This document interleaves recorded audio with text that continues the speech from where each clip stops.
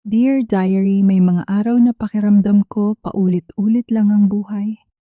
Gigising ng maaga, magtitinda, kikita ng kaunti, tapos uuwi na pagod at walang kasiguraduhan kung bukas ba ay mas magiging magaan. Pero isang araw, sa gitna ng init at alikabok, dumating siya. Isang estranghero na hindi ko inasahan. At doon nagsimula ang kwento, isang tindera ng prutas at isang CEO. Magkaibang mundo, pero itinadhana ng pagkakataon. Dear Diary, maaga pa lang, bago pa man sumikat ang araw, gising na ako. 3:00 ng madaling araw pa lang, nakadilat na ang mga mata ko. Hindi dahil sa hindi ako antukin, kundi dahil nakasanayan ko na. Mula nang mawala si Mama 2 taon na ang nakakaraan. Ako ang panganay at sa akin bumagsak ang responsibilidad kay Ella, ang nakababatang kapatid ko. Si Ella ang dahilan kung bakit gumigising ako araw-araw. 13 anyos pa lang siya, nag-aaral sa pampublikong paaralan at nangangarap maging guro balang araw. Kaya kahit gaano kahirap, hindi ako pwedeng tumigil. Dahil kapag sumuko ako, baka pati ang pangarap niya ay madurog. Sa maliit naming barong-barong sa tabi ng estero, nagsisimula ang araw ko sa kaluskos ng paghahanda. Bitbit ang lumang bayong at payong, lalakad ako papunta sa palengke para bumili ng mga prutas. Mangga, saging, bayabas, at kung minsan kapag swerte, pakwan. Hindi palaging bago, hindi rin palaging mura. Minsan lugi, pero hindi ako sumusuko. Pagdating sa kalsada kung saan ako nagtitinda, naroon ang kariton ko. Maliit lang ang pwesto ko, nasa gilid ng isang ukay-ukay at isang nagtitinda ng lugaw. Trapal lang ang panangga sa araw at sa harap ko nakahilera ang mga prutas na pinaghirapan kong dalhin. Mainit, maalikabok, maingay. Pero Dear Diary, ito ang mundo ko. Dito ako kumakayod para mabuhay kami ni Ella. Dear Diary, hindi madali ang buhay sa kalsada. Ang mga prutas ko mabilis masira. Kapag hindi nabenta, lugi ako. At kung minsan, may mga taong tatawaran ako ng sobra para bang wala akong karapatang kumita. Miss, 20 lang to ah. Ang mahal naman ng mangga mo, sabi ng isang customer minsan.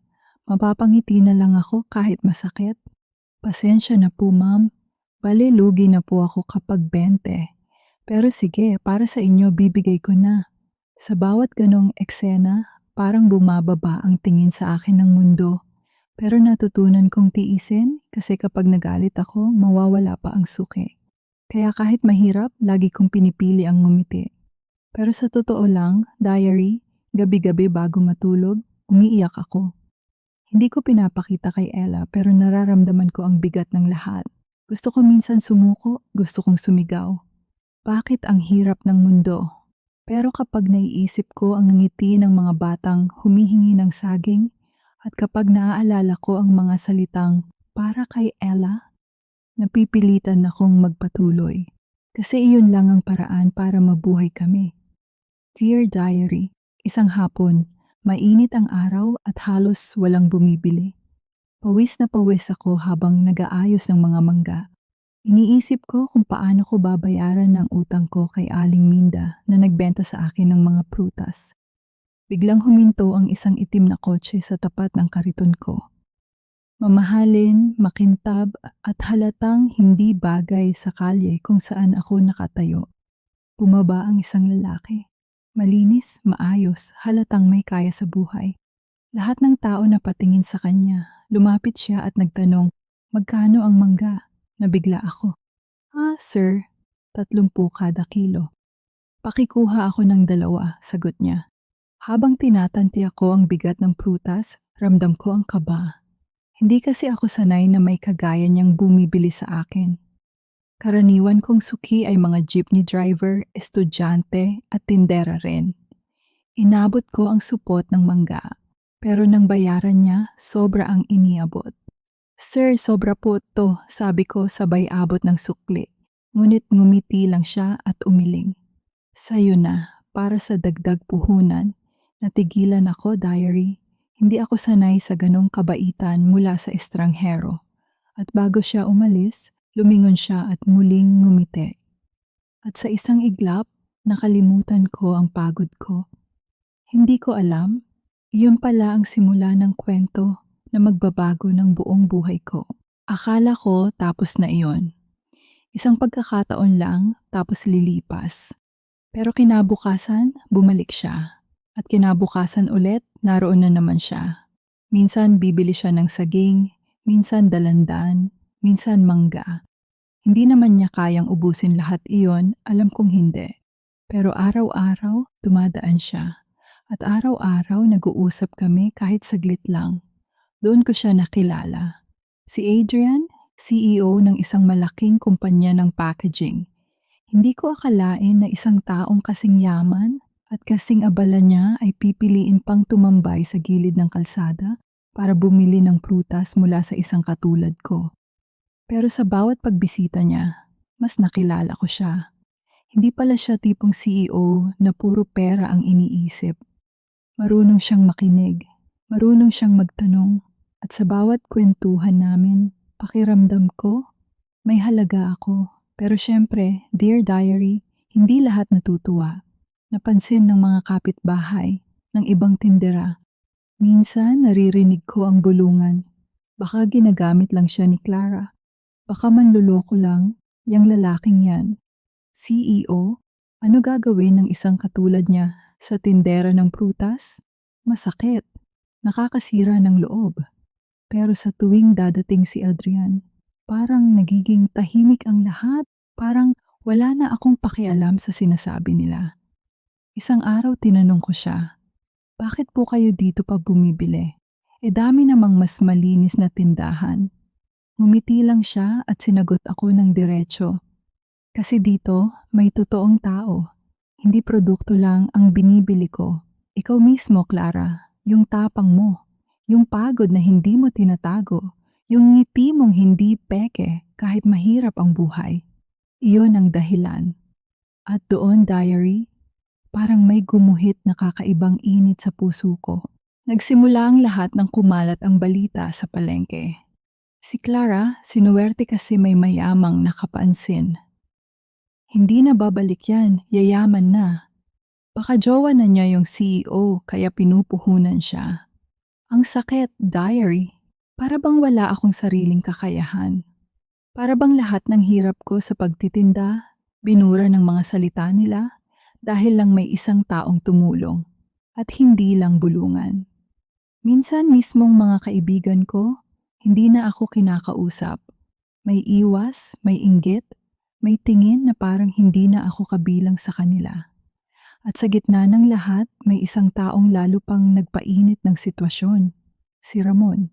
Si Ramon matagal ng tindero ng gulay sa kabilang kanto. Palabiro, minsan nakakaaliw, pero palaging may tinatagong yabang. Naging maayos naman kami noon hanggang sa mapansin niya si Adrian na palaging dumadaan sa pwesto ko. Mula noon, nag-iba ang ihip ng hangin. Clara, akala ko simpleng tao ka lang. Ngayon, pati CEO pinaikot mo na. Mga salitang binitawan niya sa harap ng ibang tindera. Napahiya ako. Pinili kong manahimik, pero sa loob-loob ko gusto kong sumigaw. Dumating ang unang malaking pagsubok nang pinasok ko ang alok ni Adrian. Tumulong siya para makuha ko ang maliit na pwesto sa gilid ng palengke. Hindi na ako nakatali sa kariton. May tarp na, may mesa, mas maayos. Pero habang lumalaki ang kita, lumalaki rin ang takot ko.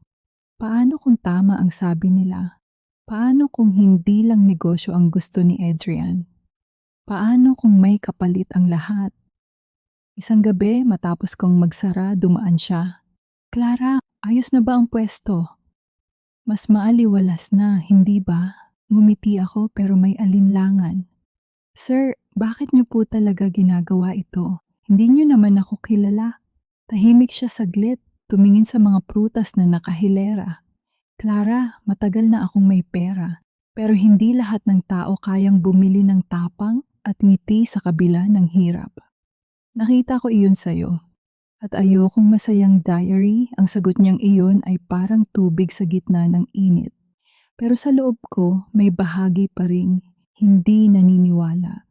Kasi sanay akong lahat ng mabuti. May kapalit.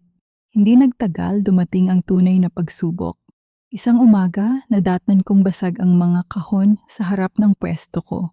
Nakakalat ang prutas, may mga dinikdik na saging, may nagkalat na mangga, at sa gilid ng gulo may mga bulungan. Si Ramon ang may gawa. Hindi ako makapaniwala, pero sa puso ko alam kong totoo. Selos, inggit, galit. Gusto ko siyang kumprontahin pero pigil ako. Kasi alam kong kapag bumaba ako sa level niya, talo ako.